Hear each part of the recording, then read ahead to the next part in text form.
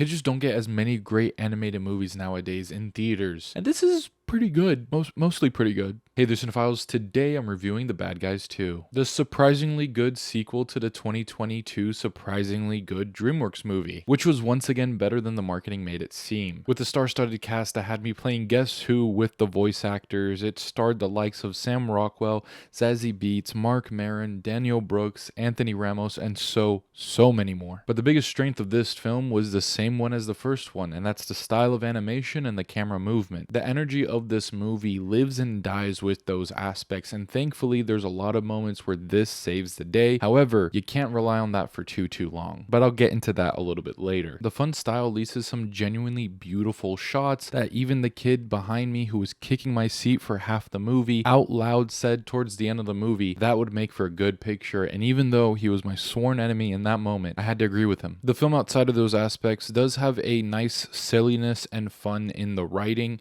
and even though it may not land every single time, or there are some bizarre parts that I kind of found baffling to have in a kid's movie, I still do appreciate the lengths they went to make this an interesting and different enough film from so many other family and kid animated movies. And it's because of the pretty good writing that I do think a lot of kids and adults will enjoy the film, so it makes it a pretty good family movie. The central theme of former bad guys trying to stay good no matter how hard it is, I think is a very good theme, especially in a movie like this. It would not only be something that adults can latch onto, but I think it's a good idea to have for kids, especially as they grow up and they can realize that life isn't over when you make a bad mistake or something. You can always grow and become a better person. It's never too late. And with the ideas at hand and the characters and the visuals all being so good to very well intentioned, it's really unfortunate that the story we have at hand just drags so much. There are many points in the film in which we have this great energy flowing and then we just immediately halt and we're just stuck.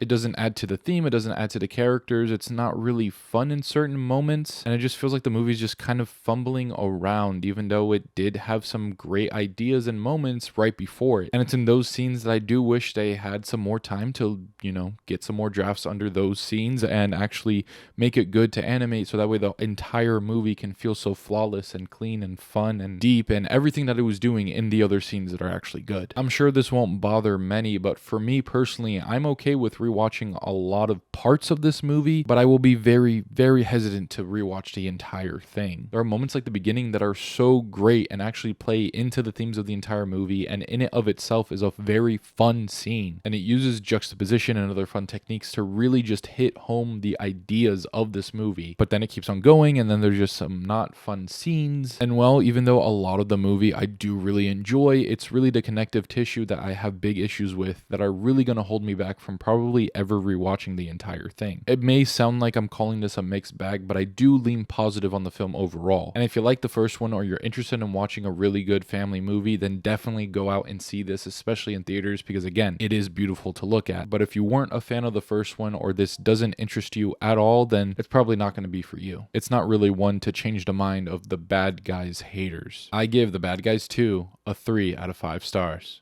Once again, I love the look of these movies and the central themes. I just wish the story was tightened a bit better so that way we could really enjoy these movies. But like I said, that may just be a me thing. You may love this movie, so please do check it out and form your own opinion. But alright, those are my thoughts on The Bad Guys 2. Be sure to let me know what you think of it down in the comments below, and let me know which of the two movies is more your favorite. As always, thank you guys for liking, commenting, and subscribing. Be sure to stay tuned for Rated Films content, and I'll watch you later.